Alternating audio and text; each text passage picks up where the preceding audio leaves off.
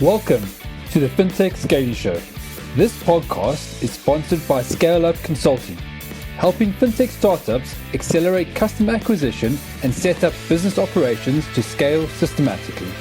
When you're ready to grow, reach out to us at richard@scaleupconsulting.co. Now, over to the show with Richard Doty, founder and host. Hey, what's up, everyone? Today on the show, we have Ignacio and Hasan, co-founders of HUBUC out in Spain. Hey, guys, great to have you on the show. How's everything going today? Hello. Thank you very much for having us here. It's a pleasure. We're doing good. Sunny today in Barcelona. How is it over there? Yeah, nice. I mean, yeah, not too bad over in London, but you know what London's like. You never quite can work out what to sort of wear. But hey, that's the way it goes. Let's kick off the show with you guys. Telling us a bit about yourselves. Sure. Well, my name is Ignacio. I'm co-founder of HUBUC. I have a background of a strategy consultant. I worked previously for PwC and KPMG. And I met my co-founder Hasan 5 years ago already. And we quickly find out that we were both quite geeks regarding fintech. And kind of he asked me to join forces and try to develop different ideas around a fintech ecosystem. I guess that was kind of the beginning, right, Hasan? Yeah. So, hi. Thank you for having us, Richard. So, my name is Hasan. I'm the other co-founder of HUBUC. My background is product and IT. That's what I do inside HUBUC as well, along with Ignacio. So, the whole idea of launching finance products actually started with a different product eventually, and we started going into the market like 3 years ago. We have done multiple products so far. This is kind of like the 5th version, which we are doing right now. We've launched 2 products before, they're live. So yeah, all good. Oh, cool. Sounds like you guys are on the right path to something. But tell me, I mean, you guys, Ignacio, you've worked in consulting previously, obviously at some of the big guys. Hasan, you've worked in sort of the product development world. What made you make the leap over to join forces and start a company? So the whole idea so my background is working for companies where I worked for startups and obviously 12 plus years of experience, more than a decade. So one of the major names inside where I worked was Rocket Internet. It's based in Berlin. It's now a venture capital, but it used to be a venture builder. It's the force behind a lot of different companies like Zalando and in Europe and Namshi and Lazada and Jumia in Africa, all of these big companies, and Just Eat and all of these companies. What we realized over there, or learned, I think, over there, was there's always these 3 different profiles, the business profile, the product profile, and the marketing or the business development sales profile. So you always need this kind of a mix in the founding team to actually deliver a product and a solution in the market and actually build a business later on top of it. So that's where, when I was thinking about the idea of the first fintech, I was like, okay, who in my network I know and trust more, and who would be, a good fit in this case. So I shared the idea with Ignacio, as he's coming from strategy. So we complement each other on that side. And how about yourself, Ignacio? Why did you make the leap over the fence and move from, which is quite a prestigious world in KPMG, PwC you mentioned, and decide to become a founder with Hasan? Yeah. Well, the prestige is something really that depends on I guess that you as a person and how do you want to deal with your life, right? In any case, as a consultant, and that's something that it's kind of a feeling that the majority of consultants we tend to have at one time in our career, is that we switch from customer to another one. We change a project to a different project. So it's always really exciting to help customers on solving problems together with them. But then also you have the feeling that you are not neither taking the decisions or implementing the solution. You're always in the advisory side, where you design the strategy, you come up with the structure, and you analyze market dynamics, benchmarks, and you run your analysis. But once you deliver the project, you are done, right? You do not have this follow-up with the customer where you see that what's the impact behind what you come up with, and you cannot neither take a decision on maybe what scenario could be the best. So the fact that sometimes as a consultant you thought to yourself, maybe I would like to jump the fence and become more decision taker, and I would like to see how the project is implemented, and then let's assess an outcome and then create a new project. That's something that I was maybe looking for, and definitely something that I've been doing for the last year with Hasan, because the startup is the opposite of that, right? It's basically operation, delivery, and implementation. So that was a little bit also why I transitioned into that, because I was in that, I was seeking for taking those decisions and being able to implement them, and do that type of approach. Yeah, I mean, you touched on a few really good points there. I know a lot of people have a grand vision sometimes when they work in large organizations to set off on their own path, and they do try, and sometimes they go off, and sometimes they're successful, other times they're not successful.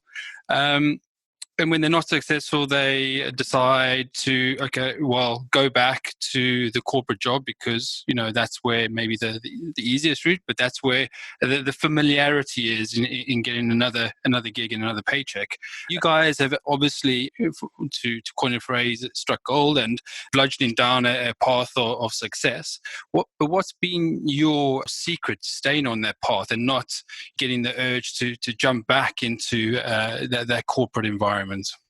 I think it's very related to also personality and what do you want to do with your next month of life, because it really for us is kind of an easy answer, because it feels right, the fact that we are working at HUBUC, and that feeling that it feels right, that we are pushing things forward, we are gaining traction, customers are getting good feedback, we can establish good bonds with customers to develop the product further. That is something that it could be difficult to achieve within a corporation, where sometimes you are way far away from your customer. And here for us as engineers and people that we really like to develop and implement and test, it's an exercise to being in a startup that we could not find it somewhere else. So at the end, on my side, that's maybe there is not a secret thing. It's just that we are more willing to work in this kind of environment personally, rather than in a different environment, which can also help you develop as a professional. But at this moment, we just feel that it's right to be close with the customer and innovate around fintech, right? Something difficult that you cannot do with you are in a more corporate environment, less agile, etc. Cool. And what about yourself, Hasan? I mean, did you have anything to maybe add to that, or? Let's say startup is hard. That is like very, very true. What keeps us running, I guess, or anybody running in is the belief in an idea, or at least in a path, and which gets proved day by day once you have product traction. And I think the biggest part of all of this to sustain it is perseverance. It takes a lot of big effort to do it. And that's why a lot of startups stop at some point, or people stop at some point, is that you really have to you have to love what you do, first of all. If not, then you cannot do those 18-hour days sustained for a very, very long time. You need to be really interested in what you're doing, because you learn every day, right? So just to give you an idea, when we say this is our fifth product or fifth version of what we did, this is the only one which got funded, by the way. So the ones before it's like a journey of almost 3 years now, which was funded by ourselves while working part-time for the paycheck as well. So now you can say that this has been easier, because now we are fully dedicated to what we are doing, right?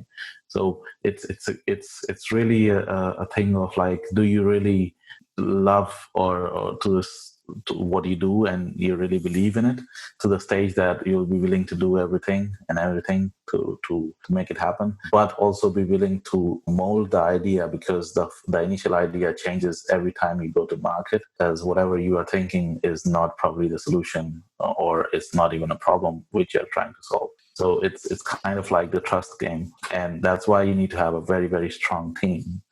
So that is which comes under test, right? Because it's very hard.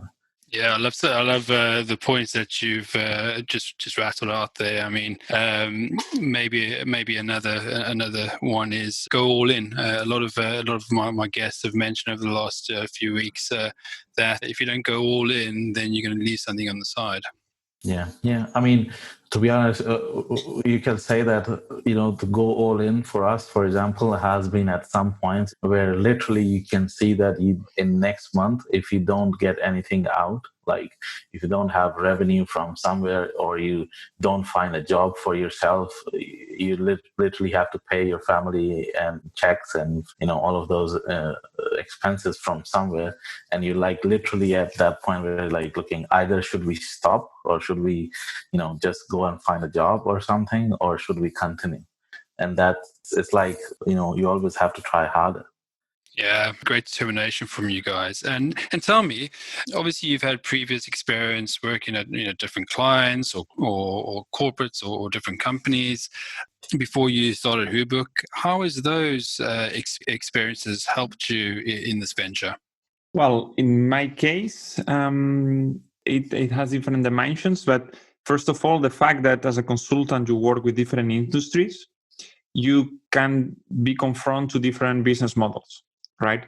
And that's also really, it's a learning experience, because you can see that from how it works internally, each company from a business model, not only from the revenues perspective, but from the operations perspective, right? And then when you want to become an entrepreneur, it really helps when you have different perspectives on how to address a market. And then also you get some tools, right, along the way.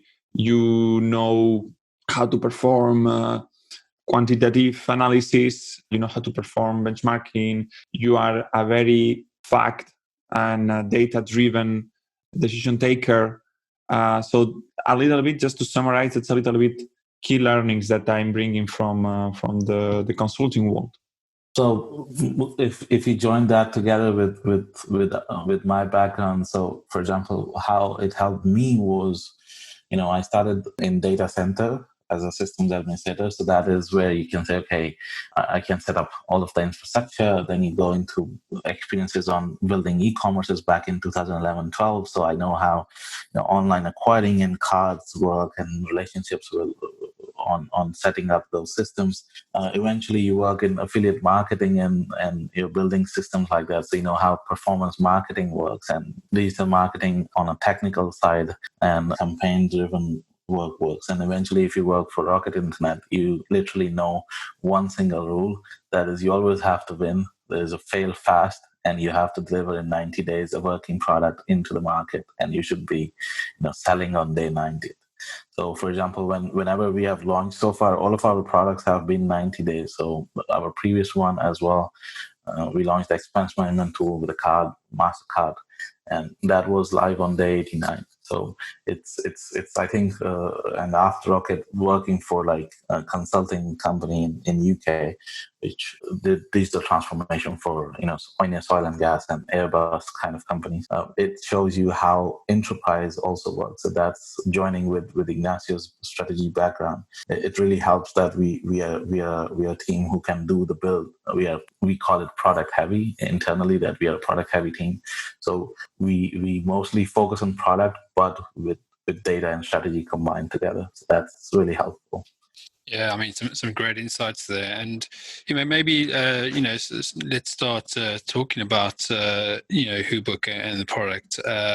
Kicking off with how the idea came about. Yes, of course. At the end, as we have been explaining so far, I guess that the idea, it's also the result of a journey as fintech entrepreneurs. And because we've launched different products on the payments ecosystem and the banking ecosystem, what we finally realize is that there is like a second revolution within a fintech ecosystem. 10 years ago, Amazon Web Services was able to disrupt the sector where, in order to launch software, you need to start first by finding some place on your office to put all those servers, and you had to physically build your infrastructure to connect it, to test it, right? And that's everything before you could launch your software. On top of that, Amazon Web Services came along and said, that's over, guys. We are going to introduce the concept of infrastructure as a service, right? Nowadays, we've seen how fintechs were starting their businesses, and they were most of them struggling at the beginning to find the right partners to integrate with them. They had to undergo with regulatory requirements. They are taking risk. They have to implement compliance teams, onboarding those customers, etc. While corporates that they do not see financial services are their core services had a little bit the same problem that you had 10 years ago. They had to build by themselves those capabilities as in-house infrastructure. Our proposal is that we are a banking as a platform service that allows exactly to do what Amazon achieved in the software sector, to achieve it within the financial sector. Because we've been once a fintech, and we knew how hard it was to deploy our services. Now we understand that it's needed a different way of banking as a platform solutions that can help those corporates that they want to enable their customers with fintech capabilities. So at the end, they will be able to offer to their customers a better service. They are able to engage with more loyal customers and also drive a new revenue stream from those financial services. So at the end, HUBUC is the result of a journey where we understand that we need to come up with all this knowledge and experiences that Hasan was describing to create that banking as a platform infrastructure that will allow any corporate to deploy those solutions easily without thinking about the infrastructure at all, because we take it from onboarding the customer up to the software itself, where we are also providing a mobile app and dashboard if required by the customer, so they can deploy the solution as fast as possible and start getting, that feedback from the customer and those revenues that I was mentioning.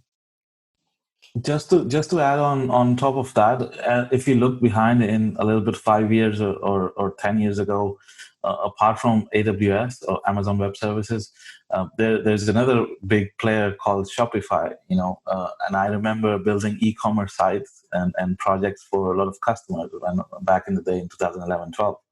And you'll always have to build everything from scratch, and it will take like months, and you're talking to a bank to get, the Stripe wasn't very famous at that point in Europe, at least.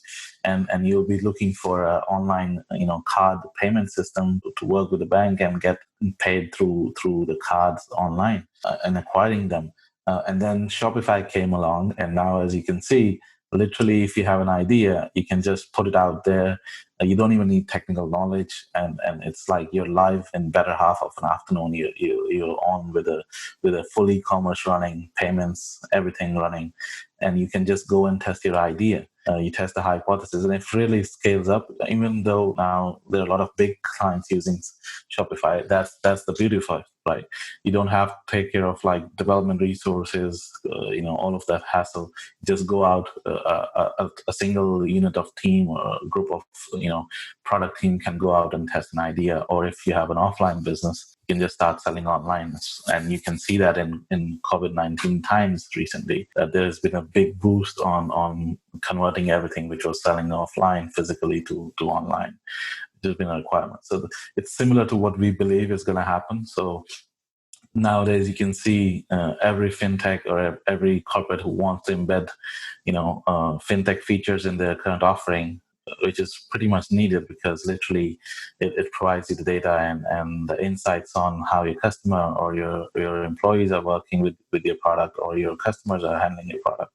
So that is similar to what we believe is going to happen, and that's what we're working towards, kind of like provide a single standalone solution where you can just come have one single contract, go live in 7 weeks, but not just with an API, but actually with a real product working, and have a full team of people working with yourself as an extension of your team to actually make all of that work. And go test your idea. And if it's really scales well, then our pricing is pretty much competitive to what a normal fintech will get after integrating with 12 different providers, right? So that's what the value proposition we believe it is in our journey. Oh, cool. I mean, it sounds like some pretty radical and pretty cool sort of tech that you guys have developed. Can you give us for our listeners? Can you give us maybe a mini case study of a client and how you help them achieve and acquire those fintech capabilities? Please, Hasan. I think that so from product perspective, it's also good to hear. Yeah, sure. Thank you. So we have one of our customers who is in the process right now, is going to go live by early October, based in Madrid, in Spain. It's an expense management company, and their core business is managing taxes for 40,000 sole traders, freelancers, as you call them, in Spain. And one of the things they were looking for is, okay, we have been doing the business for almost 5-10 years now, but it seems like now there is a possibility to not digitalize those expenses of those taxes and do that from taking a picture, which was typical. You have an app, you take a picture of your expense, that gets digitalized. What if we can add a card or a payment solution which actually does it all the way from the time of the payment to the reconciliation in the cost centers and the ERP system of a tax agent? So that's what we provide them. They reach out to us asking for if we could help them launch that, and not just an API, but actually a full product. So we're like, yeah, sure. And that's what we do. So we did a phased approach with them. What we provide them is not only that we provide them with the card and the accounts and the Spanish IBAN accounts, because if you're a freelancer, you just don't want to do expenses, you also want to get money in. So we provide all the banking current account with the capability on local level in Spain as well as Europe. But for the Spanish ones, we provide a Spanish IBAN. But apart from all of that, we kind of like took them from the beginning on a journey where we do the onboarding with them. We manage the compliance and onboarding of their customers as well for them. Any issues with the cards are directly coming to our support team. And the process of going through the MasterCard approval for those designs, getting the manufacturing done, all of that is being done in the background by us, while they just had to sign one contract. And in the end, we have deployed them a full iOS and an Android app, which includes similar capabilities which N26 or Revolut or Tide, these kind of neobanks already have. It's kind of like a full digital bank already under their own brand, which is, you can call it white label. It's a dedicated instance for them, and it goes live in 7 weeks.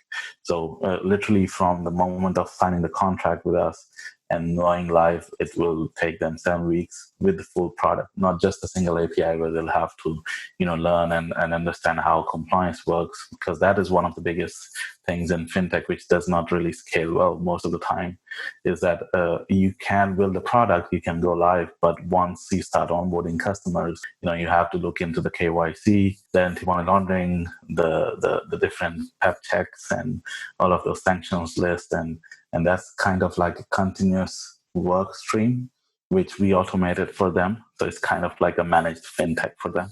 That's what we have provided them. So it's not just a single API. It's one place, one contract, direct relationship. It's kind of like everything managed for them as an extension of their current team. And they didn't have to do any dedication of in-house development resources to this project as well. Oh, some really great insight there, and maybe take a step back. You guys mentioned at the top of the show that you've tried out some things that have worked, and some things that haven't worked. But what methods or tactics did you use to sort of determine your target buyer initially? Very quickly, we always tend to try to be very efficient on our actions. So first of all, when any ideation phase, we tend to put those ideas in the hands of the potential customers, right? And from there, we are able to start targeting better our customer based always on their answers. So we really like to hear what our customers says about our product today, but also we like it when potential customers were giving us feedback from our ideas yesterday.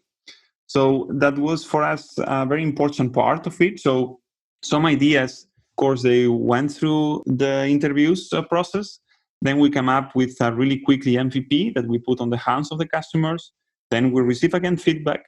And then if once that we have defined the target customer, when we assess the potential market to be captured, that is when we decide if it's worth it to go or not to go to the business opportunity. Because also, as you can understand, as a startup, we have to be really careful about the resources and how we allocate them. So for us, it's very important that once we do a step, it's as informed as possible. Of course, that does not prevent us from failing, which most of the time happen because you try to put all the measures in place.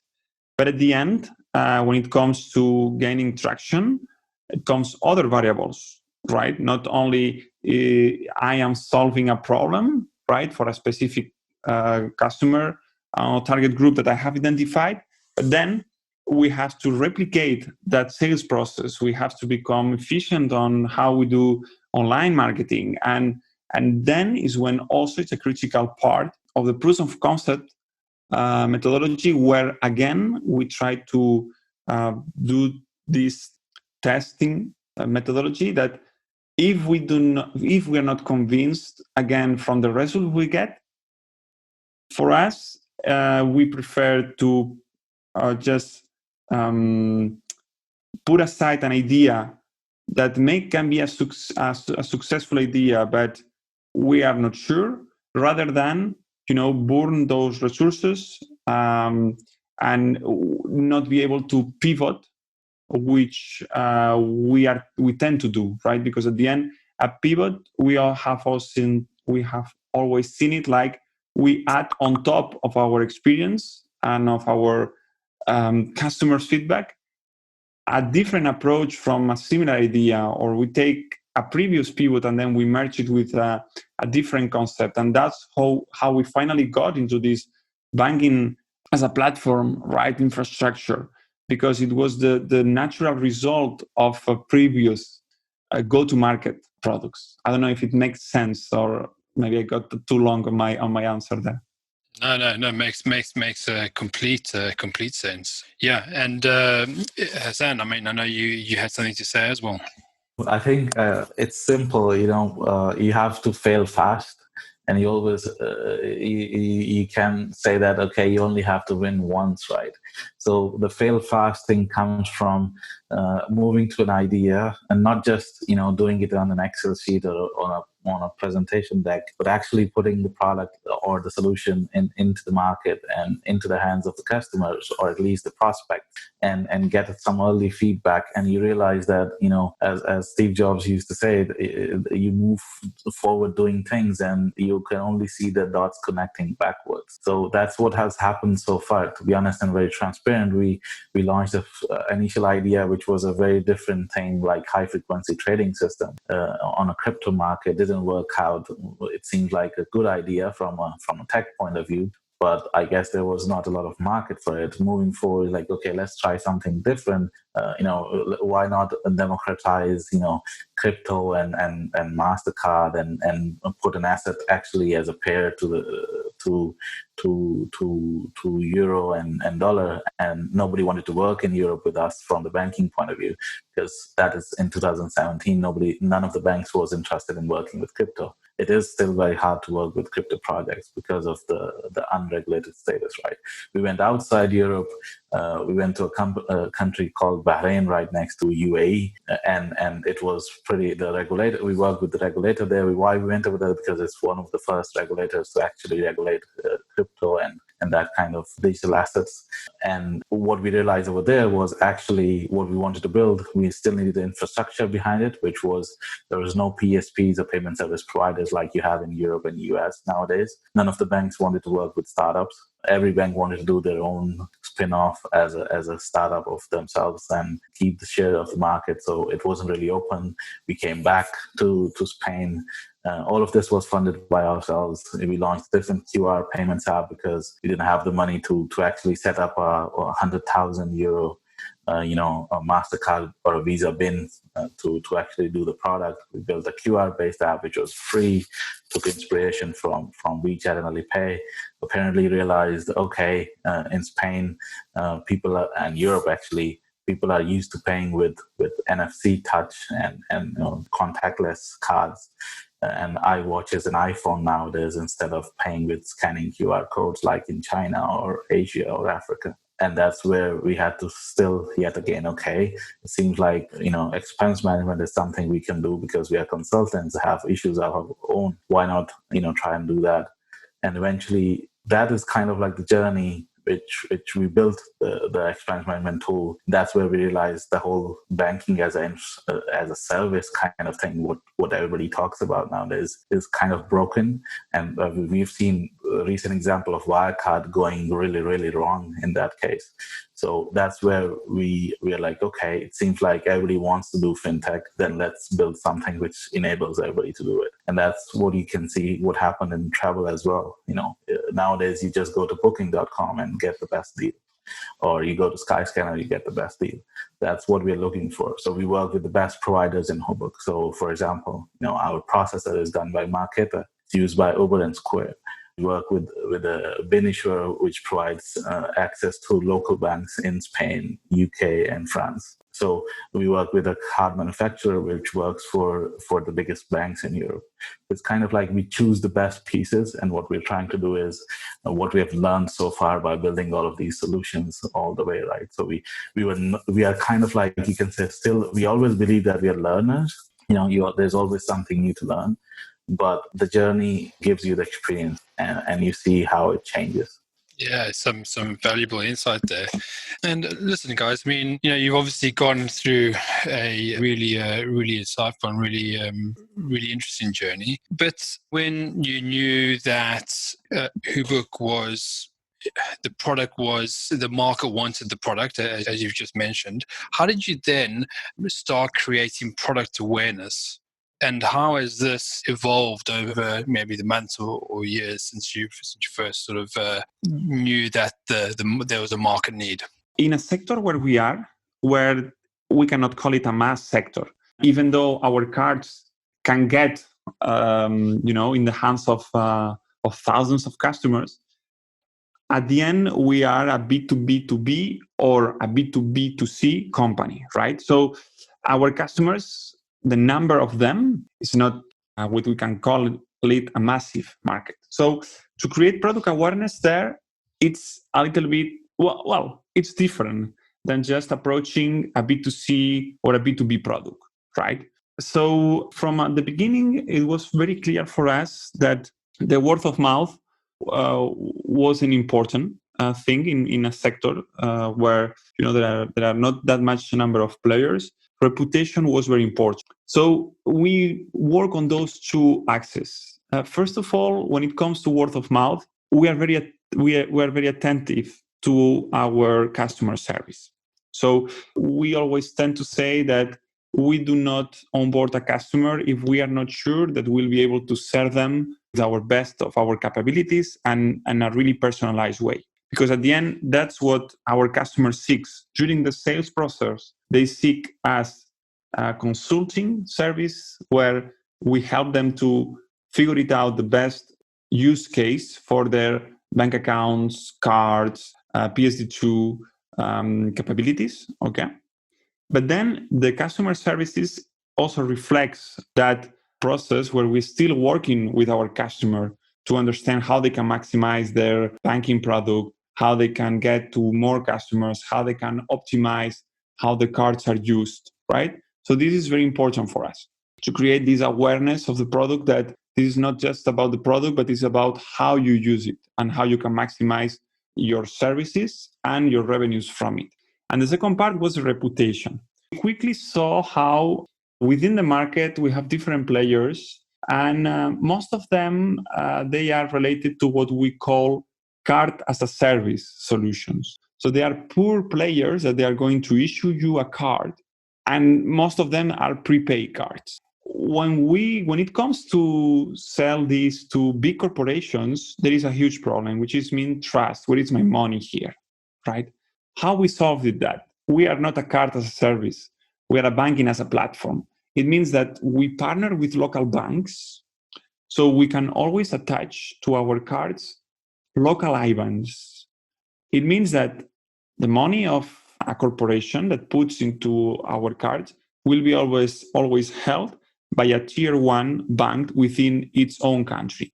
And this creates also a lot of trust around our financial products. And this is something that we always like to communicate, that this is not because we are innovating that we have to forget that still we are dealing with a very sensitive thing, which is money, resources, right? And that should be always not only compliant with the regulation, but also to feel that is as secure as possible. And for us, the takeaway was easy. The money has to always stay within a bank, with a well-known bank by our users, so we can guarantee 100% of those deposits too, right? So we work on these two axes for this product awareness. First of all, is customer service. Secondly, is to ensure that the financial infrastructure is as secure as a bank I'm sure that you know a couple of them, right? Yeah, that sort of makes complete sense. And I guess you guys would have, at a point in time, as you moving out and looking at maybe expanding and growing your business, looked at various social media or new media platforms to also reach out to your ideal clients. Have you looked at that? And if you have, what type of platforms have you tested? I think from if you're talking about how we have been trying to reach out to our prospects, one of the biggest platforms, well, everybody knows about is LinkedIn. We, as we believe that our prospect is inside a company who is a bigger company, mostly somebody who will be talking with is a head of product or a head of marketing. And that's what is our target normally, to reach out to somebody to see what kind of problems they're facing, if they have something in the roadmap which is interesting, where we can help them in a way to build the product. And that's where initial connection happens.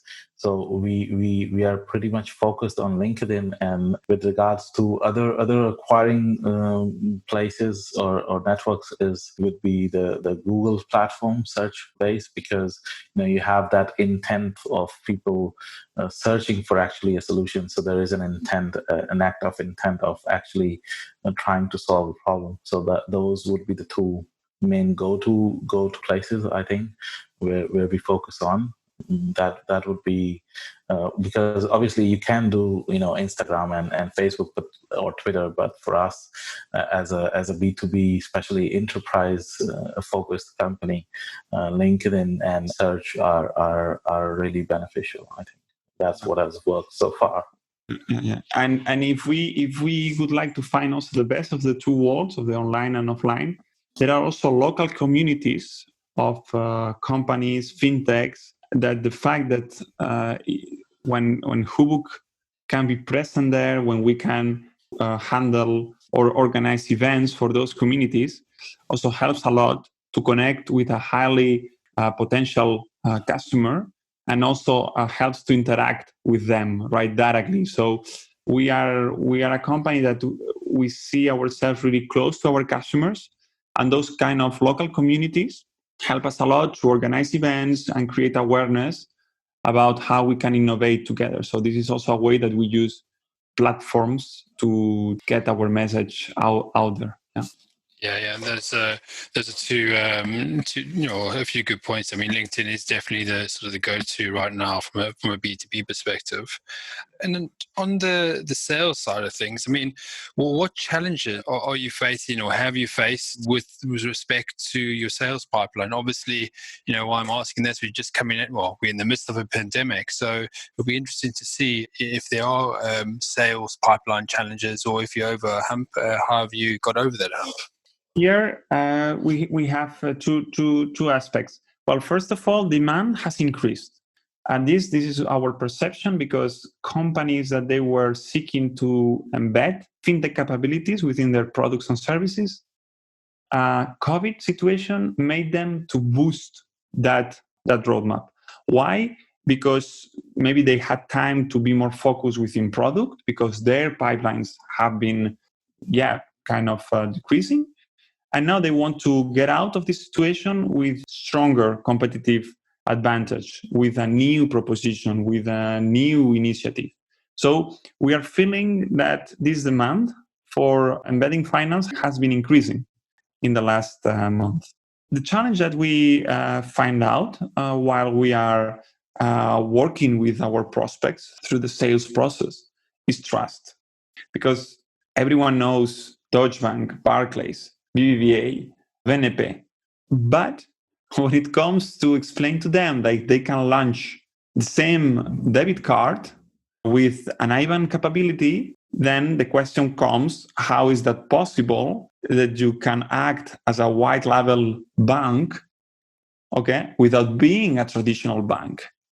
So there it comes where we explain and explore together with our customer our partners, right? And we don't like to hide who is behind our platform.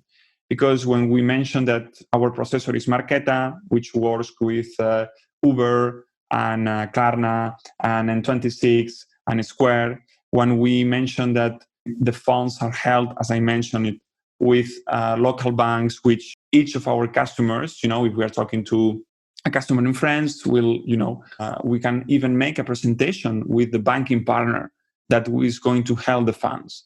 So we talk about Visa, about MasterCard, and then is where our customer understands that HUBUC at the end is, as Hasan described, that technological layer that is able to provide, to act as a white label banking, because behind us, there are more than 10 different partners already that bring those services. So those are the two aspects and how we try to solve them.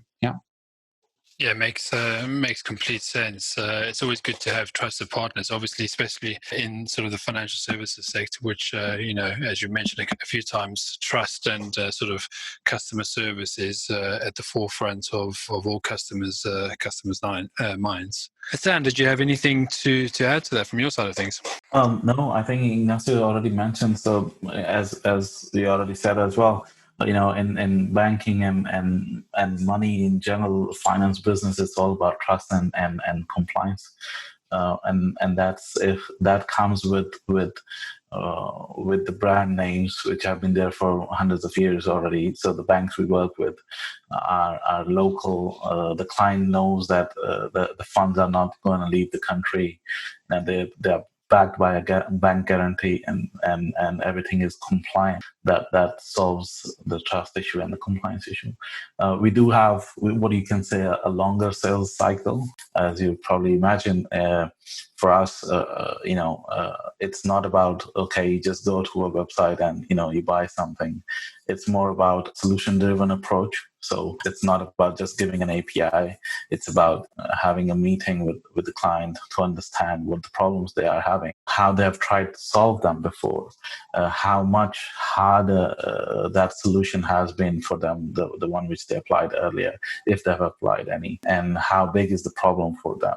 And that's when you can actually realize if we are the right partner for them to help them. And the approach to that solution is always tailored. So our sales cycle is pretty longer in that terms, but I think it all comes down to client satisfaction. Although we do have a longer sales cycle, but that means we are providing a solution which is going to be robust, scalable, and secure and profitable in the end, because that is what everybody wants to do in the end, right? So all of these four factors have to come down together to actually provide the right approach. So of course there is a longer sales cycle, but I think it comes down to having pinned down everything and providing a solution for that.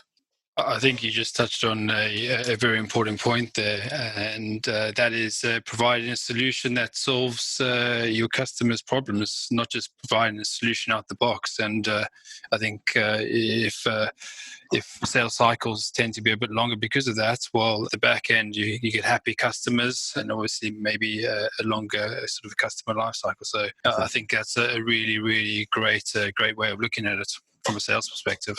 An example I can give you is like when a full bank, which has a history of 100 years, comes to you to ask for a solution to move out a project out of the balance sheet, which they spin off as a spin-off. And it has worked for them so far. But eventually they realize that, it's not compatible with the risk profile of themselves as a bank. And they want to take it out, and they want, more and more advanced features for that project to be having, like virtual cards and physical cards and categorizations and all of that, those features. They come to us. That means that we are actually providing not something which you'll say an MVP kind of solution, but we are providing a solution for the longer term.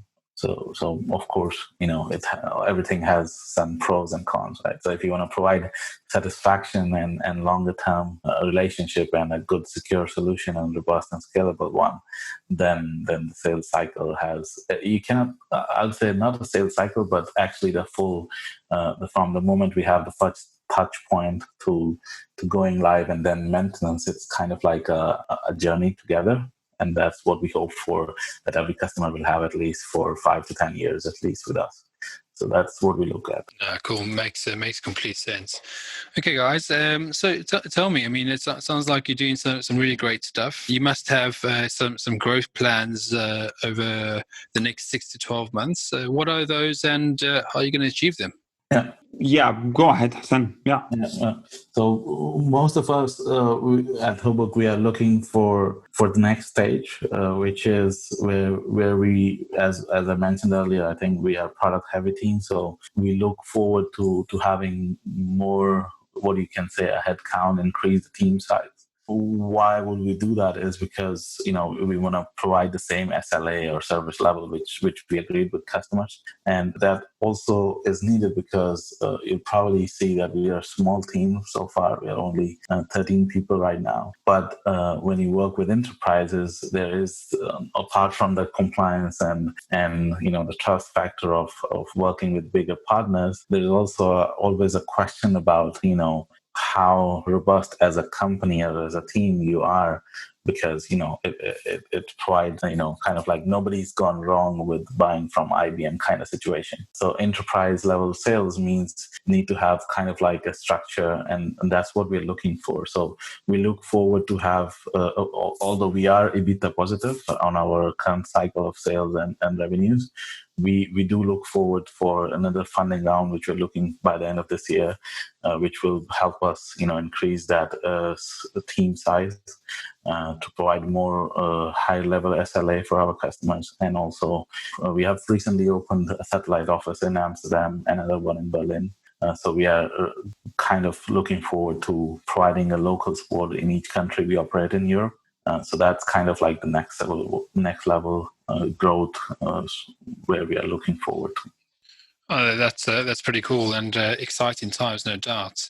Obviously, we've gone through various parts of your development and your growth and your journey over the last sort of 30 odd minutes. But what's the biggest tip you can give our listeners who are now building and or optimizing their sales pipeline? Maybe we are not best to give tips because there is still a lot of experience to be gained. Also because we are entering a new sector for us from sales perspective, so we are still learning a lot. But what I may say is that what we're trying to do is always try to get to the bottom of the problem of the customer, but from a really particular perspective. So, for instance, if we focus on the vertical expense management, we've seen that our customers within expense management, they have different problems if they are bigger companies or smaller companies, if they serve different kind of customers, how they approach expense management themselves. So we really try to establish different types of companies within a same vertical, and then we start to getting data from each interview that we do.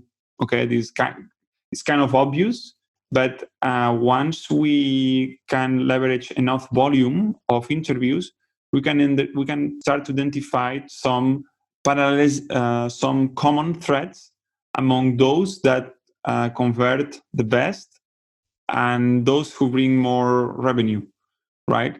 So at the end, how we optimized is that by talking to our customers, we understand how quickly and easily we can serve them, right? In order to drive also value for them, and we can maximize our revenue. But at the end, it's about having a lot of calls, a lot of interactions, always within a specific niche, what I can say, right? A specific vertical that they share common things.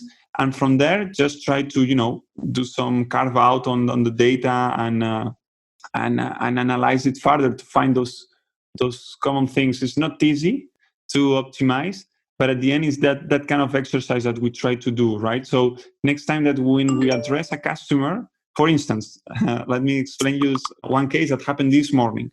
Okay, this morning I was talking to a customer within expense management vertical, and the customer heard about cards and how they can be used. Well, we sit down together and we try to understand which kind of customers do they have. So then we realized that their customers, they were using basically, or their profile of expense was basically online expense and not on the street expense. So then the offer that we made them was tailored to online expense. So we discussed about the virtual cards, how they can leverage the virtual cards to create more control, subscription, expense management, how they can automatically download invoices from the internet. You see? So the process was optimized because, first of all, we addressed how we can serve you in the best way possible and how we can maximize your business, how we can add you value to your kind of business. And from there, I pull out already a list of things for that category of customer, right? So then it was really easy for them to understand the value and see that we can be a trustable partner to not only deliver fintech capabilities, but also help them, right, to implement those and to see how to maximize for their specific use case. I don't know if that makes sense for optimizing sales pipeline, but at the end, to sum up, that's what we try to do. We are really careful on which battles do we want to play. And we always tend to do that based on data and always keeping in mind that we need to maximize value for our customers. Yeah, I think that's a really great points there, and you touched on a few. One stands out is listening to your customers, as you guys have said throughout this chat. Listen to your customers and being able to provide them with relevant solutions that fit their particular problem. And I think that's a key takeaway for anyone that's looking to optimize various parts of their sales pipeline. Listen listen and then provide a solution to the problem. Yeah, and try to have archetypes of your customers. So for each archetype, you already know, or you can anticipate their challenges, right? And you can even anticipate future challenges that they will find out in a coming market, right? So there where sometimes we try to set the difference with other suppliers. We try to anticipate future challenges, and that is which is much more appreciated from our offering.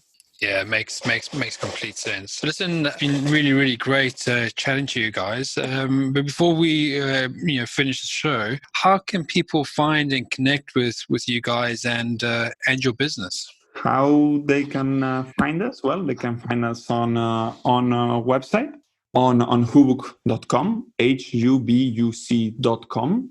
And from there, they will find us, of course, on LinkedIn, on Twitter too. And also they can drop us an email at Ignacio@hubuc.com or Hasan with one S at hubuc.com. Or they can just, for instance, write me a WhatsApp at my number, which is 0034 685 223 833. So happy to receive also any WhatsApps there. So you see, we try to be really available for our customers, our potential customers anytime, and happy to help, of course, and discuss about how to embed fintech capabilities and so on. Oh yeah. By the way, we have a live chat on the website as well, so that goes straight into our Slack team support channel. So there will be definitely always somebody 24/7 reaching out. If not, if nobody answers, we still get a ping on our phone. So we will definitely answer one of us if nobody's gotten back to you. So hubuc.com, and you can have a live chat as well with the support team for any questions. And that's no problem. Nice, cool. Guys, really enjoyed today's chat, and looking forward to seeing you guys go on and become bigger, larger, and make certain you keep on solving problems. It's a great way to look at business. Thanks for sharing your story today with us. Thank you very much, Richard, to having us. It was a pleasure to share all our thoughts on your program. And congratulations for this initiative. And we hope also that you will continue to develop with more and more interesting podcasts like those, because also help us for the startup community and the founders community to receive insights, right, from very interesting guests. So congrats for that, and thank you also for that opportunity to follow you. Yeah, awesome, guys. Thank you.